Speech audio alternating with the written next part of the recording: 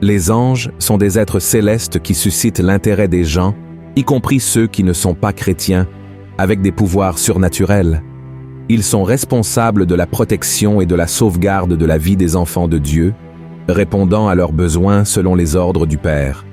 La Bible, dans le livre des Hébreux, mentionne l'existence de milliers et de milliers d'anges dans le ciel, bien que seuls quelques-uns d'entre eux aient leur nom révélé.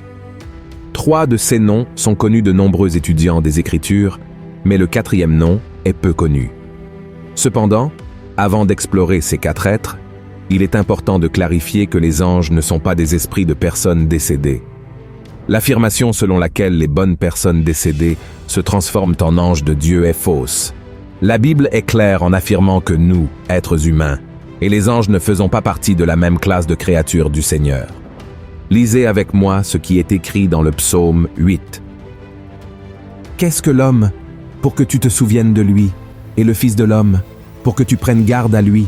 Tu l'as fait de peu inférieur à Dieu, et tu l'as couronné de gloire et de magnificence. Tu lui as donné la domination sur les œuvres de tes mains. Tu as tout mis sous ses pieds, les brebis comme les bœufs, et les animaux des champs, les oiseaux du ciel, et les poissons de la mer, tout ce qui parcourt les sentiers des mers.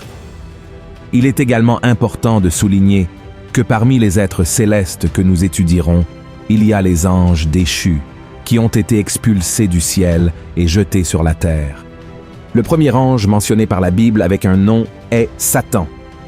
Selon le chapitre 1 du livre de la Genèse, le 2e jour de la création, Dieu créa le ciel. Certains érudits suggèrent qu'au cours de ce même jour, les anges furent créés, parmi lesquels se trouvait un ange qui se distinguait par sa beauté et sa puissance. Ce chérubin est appelé par beaucoup de gens Lucifer. Bien que ce nom ne soit pas trouvé dans les Écritures saintes, son sens est « ange de lumière » ou « étoile du matin ». L'histoire de la chute de Satan est racontée dans 2 chapitres de l'Ancien Testament, dans Ézéchiel chapitre 28 et Isaïe chapitre 14. Il était un ange puissant et rempli de sagesse, peut-être le plus beau et splendide être créé par Dieu. Cela aurait pu être la raison d'une grande honneur pour cet ange, mais il ne s'est pas contenté de tout ce qu'il avait aux côtés du Seigneur, laissant sa beauté et sa haute position dans la hiérarchie céleste monter à sa tête. La Bible nous montre dans Ézéchiel chapitre 28 que Satan est resté parfait dans ses voies jusqu'à ce que l'iniquité soit trouvée dans son cœur. Voici ce qui est écrit. Ton cœur s'est élevé à cause de ta beauté. Tu as corrompu ta sagesse par ton éclat. Je te jette par terre. Je te livre en spectacle au roi. En raison de son orgueil, Lucifer décida qu'il voulait ériger son trône au-dessus de Dieu, et il convainquit environ un tiers des anges de le soutenir. Il y eut alors une bataille dans le ciel, et les anges qui restèrent aux côtés du Seigneur vainquirent ceux qui s'étaient rebellés. Voici ce que dit la parole de Dieu à ce sujet. Et il y eut guerre dans le ciel. Michel et ses anges combattirent contre le dragon, et le dragon et ses anges combattirent, mais ils ne furent pas les plus forts, et leur place ne fut plus trouvée dans le ciel, et il fut précipité, le grand dragon, le serpent ancien, appelé le diable et Satan, celui qui séduit toute la terre, il fut précipité sur la terre, et ses anges furent précipités avec lui. L'armée des anges rebelles ne fut pas suffisante pour vaincre les cohortes célestes. Les perdants furent envoyés sur terre, d'où le terme ange déchu, et à la fin des temps, ils seront jetés dans le lac de feu, souffrant pour toute l'éternité. Insatisfait de sa défaite, Satan décida de détruire la race humaine, la création la plus parfaite de Dieu. Ainsi, nous lisons dans le livre de la Genèse qu'il se déguisa en serpent, se rendit dans le jardin d'Éden et persuada Adam et Ève à manger du fruit de l'arbre de la connaissance qui avait été interdit par Dieu. Ainsi, le péché entra dans le monde et le couple perdit son intimité avec le Créateur, étant chassé du paradis. Aujourd'hui, tout comme par le passé, Satan fait tout en son pouvoir pour apporter la condamnation aux êtres humains, les détournant du chemin du salut offert à travers le sacrifice de Jésus. La Bible dit que, pour tromper les enfants de Dieu, il est même capable de se déguiser en ange de lumière. Selon Michel. L'archange est l'un des anges de Dieu les plus connus et puissants. Il appartient à un ordre supérieur parmi les anges, étant un être céleste, agissant en tant que messager lors de missions spéciales.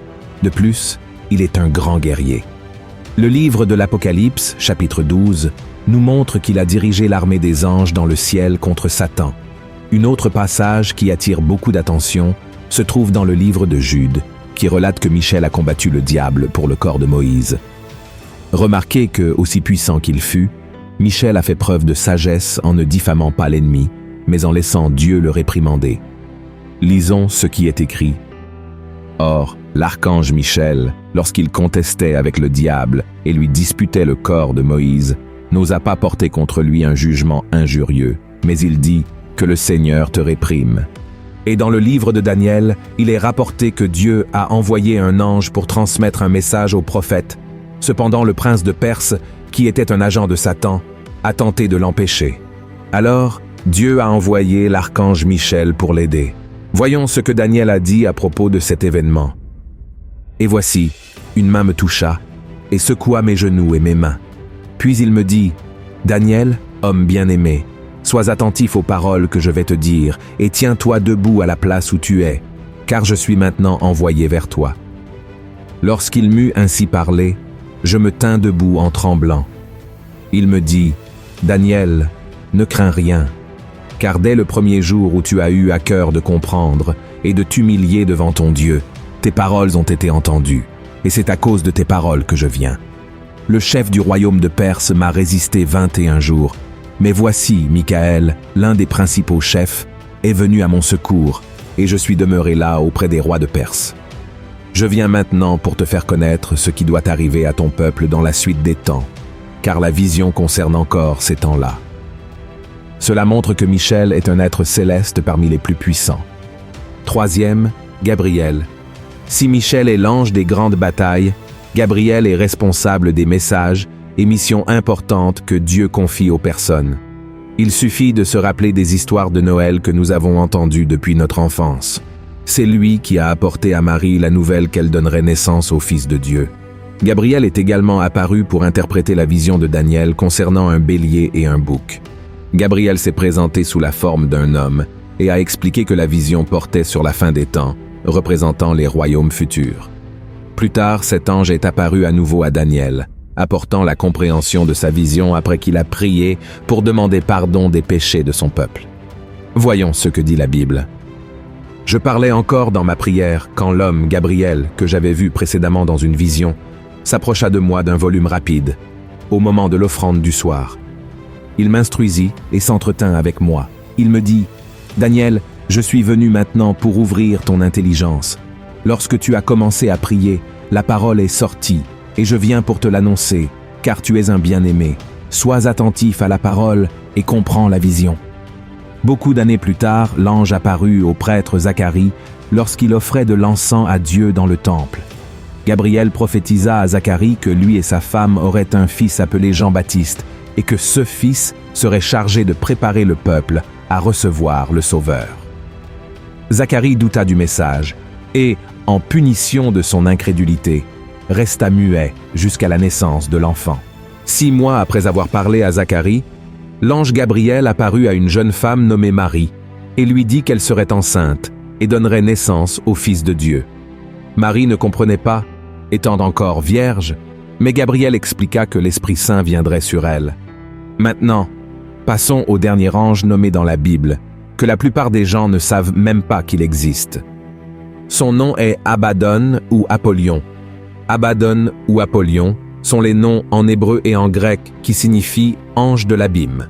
Ces noms font référence à la destruction, et cet ange est mentionné par l'apôtre Jean dans l'Apocalypse, chapitre 9, lors du son de la 5e trompette. Voyons ce que la Bible dit à son sujet.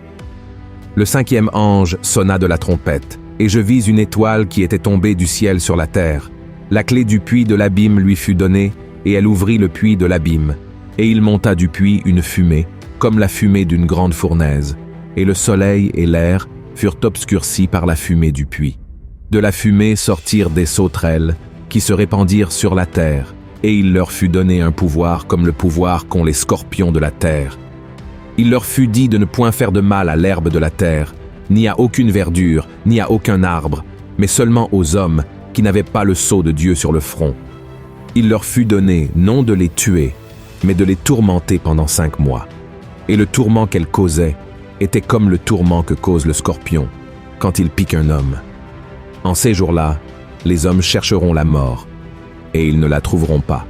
Ils désireront mourir, et la mort fuira loin d'eux. Ces sauterelles ressemblaient à des chevaux préparés pour le combat. Il y avait sur leur tête comme des couronnes semblables à de l'or, et leurs visages étaient comme des visages d'hommes. Elles avaient des cheveux comme des cheveux de femmes, et leurs dents étaient comme des dents de lion. Elles avaient des cuirasses comme des cuirasses de fer, et le bruit de leurs ailes était comme un bruit de chars à plusieurs chevaux qui courent au combat.